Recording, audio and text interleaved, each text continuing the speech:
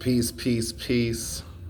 It's the man, marcojah, on another episode of the second chamber, man. And hey, this video, it is titled "Why the Western World Despises Islam," Part Two. And at first, man, had a lot of things I had to say in the first video, and had a lot of things I had to say in the first video, but I didn't really think I covered some things, but I covered a lot on the most part as well. But let's just get into it, man. Let's just get into it, man. Now I want to say, man, that I understand the criticisms that people in the Western world have of Islam. And me personally, I was not born into Islam. I was raised Christian myself and come from a Christian background. And from an ignorant point of view, I can understand why Islam can look scary, why Islam can look intimidating. I can understand it. And then as well, you have the Western world that pushes a lot of negative images and stereotypes when it comes to Islam. But that's the crazy thing too, though, that, Islam has been in America really honestly for centuries, since them bringing slaves over to America, and then they took that religion and practiced from them. It really is, if you are African American, or if you are a black person in the Americas, in the Caribbean, and as well in South America, it is really the religion of our ancestors. But really, Islam rose really in the early 20th century, just with the rise of Noble Drew Ali, and then as well later on with Elijah Muhammad and Master Fard Muhammad teaching Islam. So Islam has been here, really freely practiced since for the past 100-something years. Really, I'll say about 100 years. But now, what I want to say is too, man, is that it's a lot of things in Islam, and it's things that other countries do that I don't agree with. And like I said in the first part one of the video, sometimes us Muslims, we can disagree on certain things, and we can practice Islam a little different. I'm honestly not I'm not really big on the hadith.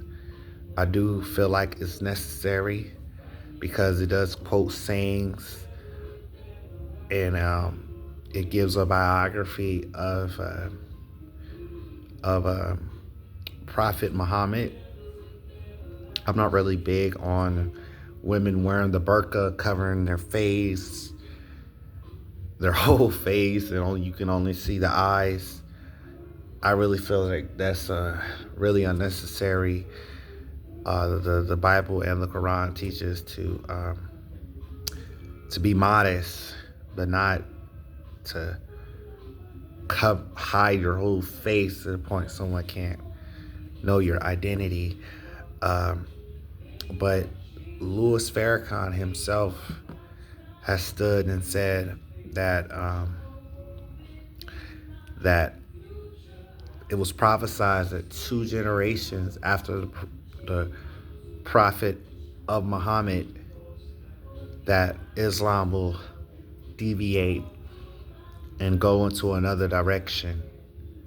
And there's another hadith that said that that Islam, the sun will rise in the west, where the hadith is predicting that Islam will come back new and align with Prophet Muhammad, and it will be done so in the West, which you see now. You see that Islam is growing in the Western world as well, not just from people moving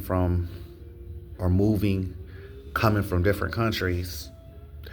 Is as well people that are converting to Islam as well too. So that's what we believe in the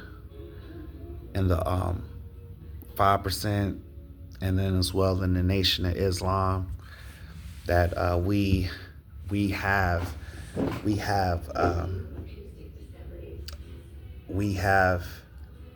brought Islam, we have purified it as well, and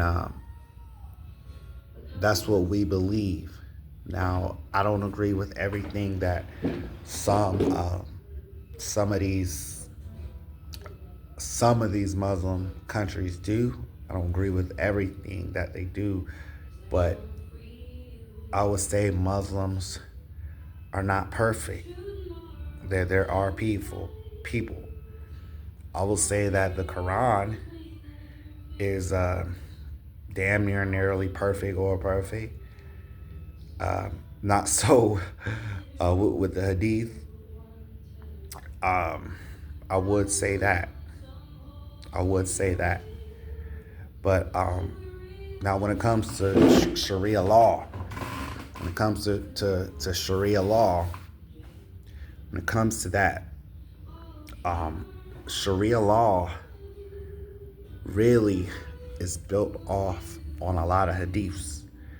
And for my people who don't know or are a little ignorant to Islam, a hadith is, like I said, like a biography, goes in a biography of Prophet Muhammad. It as well gives advice, as well how you should conduct affairs and business and family. And the Quran does the same thing, but the hadith goes more into detail, and then the hadiths do make a lot of predictions and prophecies as well. But a lot of people, it's a lot of different hadiths, and a lot of people, there's some Muslims who don't go by the hadith at all. They're called Quranists. And then there's some people like the Muslim juicer who believes that the hadith is sent by God. But the Quran really never says that the hadith was sent by God. The Quran says that the Quran was written and sent by God. So that's where some Muslims in our faith can where we sometimes disagree. Now, me personally, like I said, I don't really believe that the hadith is good. It's good information. It's good history, but I don't really see it as holy. Just like kind of how, and I can compare how the Jews in Judaism, they have the Talmud or the Talmud, where they consider the Old Testament and they consider the Bible holy, And then some Jews consider the Talmud holy. But the Talmud really is an encyclopedia. It's really a history of writings from rabbis, from people who were very, very prominent and noble in Jewish society. But some Jews don't really see it as really the word of God, if you kind of catch my drift, you know. Now, is Islam trying to conquer the world and put everybody in bondage and you know, and all this and be controlling and conquer the world? I honestly, I want to ask y'all people, man, who criticize Islam, is like, why do us Muslims have to do that? Like, why do we have to do that if, you know, Islam is the fastest growing religion that has ever been on this earth? It's the fastest, and it still is to this day, for the past 1,400 years, has been the fastest growing religion. Why do we need to force convert people? Why do we have to do that? Now, it's religions like the Druze, it's religions like the Sheik, and then as well you can count Judaism, who they don't really go out of their way to spread their message or try to like convert people or show people their religion. They like to keep it to themselves and for their own benefit. But Islam is a religion that was created for any group of people. Now, we don't have to do that, because Islam stands on truth. Islam stands on justice, freedom, and equality. You know what I'm saying? And we don't have to force convert people and all that, and we don't have to do that. The truth is the truth, and people will go to the truth. You know, so we don't have to do that, and that's the kind of crazy thing. Every day seeing how fast Islam is growing, seeing a lot of brothers and sisters who are converting, or I'm seeing a lot of sisters out here with their hijabs on, and I'm just seeing it grow, and it's a beautiful thing to see. It is a beautiful thing to see, but I want to say too, man, that the reason why I think that Islam is growing is because I don't get me wrong. I think Christianity is a beautiful religion. I believe it really is Judaism, but certain people kind of deviated and added and took things out of the religion and slapped the name Christianity to it. But a lot of people are seeing the inconsistencies, the hypocrisy in Christianity. It can be really, really confusing when you split in a one God into three parts, and the Bible doesn't even teach us the Trinity. But the Trinity comes from the Roman Catholic Church. it's a lot of man-made traditions and things that were added into Christianity, and these people were not even really Christian. They just converted for political reasons to unite the Roman Empire. But that's a whole nother story. It's a whole nother story. But I just think, I would say when I was growing up, and then as well people from previous generations, that Christianity was very important and very essential in the African American culture, and then as well other black people in the Americas, in the Caribbean, and in South America. But now you're seeing men are not even going to church. When you go to church, there's nothing but homosexuals and gay men, and it's becoming more tied to your feelings and making you feel good and entertainment and telling you to pray without doing any works, and it really doesn't give you the tools necessary to survive and to endure and to succeed and conquer.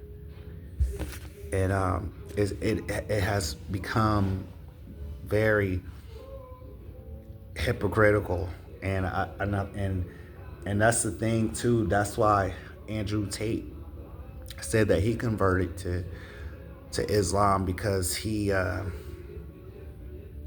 says that Christianity is losing its values, is losing its foundation, and Islam is the only monotheistic religion that still keeps its core values and its foundation, and it's not deviating to something else where they're accepting homosexuality, where they're doing all this crazy things and stuff. Not to say, hey, all Christian churches are like that. A lot of people are seeing in Christianity how it's becoming a hustle, how it's really taking advantage of the community, and seeing pastors and Bentleys and Louis Vuitton suits. Y'all know I'm referring to that pastor in Brooklyn. Can't really think of his name, but people are seeing that and getting frustrated and leaving the church and going to Islam in flocks, and I see why it is growing, but that's why. But it's not because Islam is trying to take over the world and cut people's heads off and have everybody bow down to submission. When you love your religion, when you love your faith, you want to spread it to the world. When you really believe that it's the right thing, you want to spread your faith because you see what it has done and benefited in your life, which that's why I like to spread Islam. Or if I can't reach somebody to go to Islam, I would like to reach people to at least seek righteousness, to seek a relationship with your creator, so but that's what I kind of wanted to get that point across, that us Muslims, we don't have to, because the truth is always going to prevail. The truth is always going to prevail, and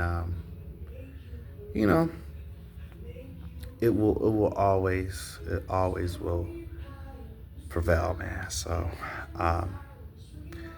but sometimes it can be rough, man, when you especially converting to Islam, or just the ignorant stereotypes that you face, or the rejection or criticism that you get from your family. I'll say at first, my mother was not too keen of me looking into Islam and getting to Islam, but she's getting more understanding about it and everything. So Now, before I go, man, I want to say this, man, too, that y'all people in the Western world, y'all want to keep on saying that Islam is a threat to our freedom. It's a threat to our freedom. And I want to quote the Honorable Minister Louis Farrakhan. He says that, and I'm paraphrasing him, he's saying that, what freedom are y'all talking about? Because freedom is nothing without justice. What freedom do y'all want to have? Do y'all want the freedom to fornicate? Do y'all want the freedom to kill your babies and your offspring? Do y'all want the freedom to let two men get married? Do y'all want the freedom for people to overeat and be unhealthy and eat strange flesh? Like, do you know it? Do you want the freedom to practice devilishment? If that's a word, which I've seen before, but you gotta have freedom with justice, and the freedom is with justice is giving freedom and letting the freedom to impact people's lives on a good level, on a great level. You don't want freedom to taint your society. The Western world is showing the rise of a godless society. It wasn't always like that, but what y'all want, the freedom to live in a godless society. Now, hey, some of these Muslim countries are not perfect, and some of them, I can agree, could be awful, overbearing, but still, these Muslim countries, some of them, or no, I would say all of them, still have a better family structure. Um, they walk in righteousness. They have a better society, more unity. Still have, their society still has a relationship with God. Once you have a godless society, that's when your society goes downhill and feels God's wrath. I mean, they even taking prayer, in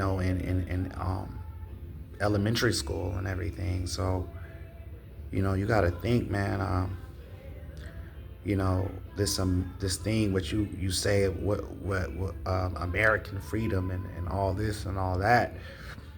You got to really think what kind of freedom you want. Do you want freedom, with justice, with righteousness in it, or do you want freedom that's tainted, that's filth, that, you know what I'm saying? So, I think I'm done on this one, y'all. Y'all let me know what y'all think. I want to appreciate as well, and say peace, to everybody who has been giving me looking at my videos. I want to say I love y'all too as well, and I'll see y'all on another episode of the Second Chamber. Just Marco Jah, peace.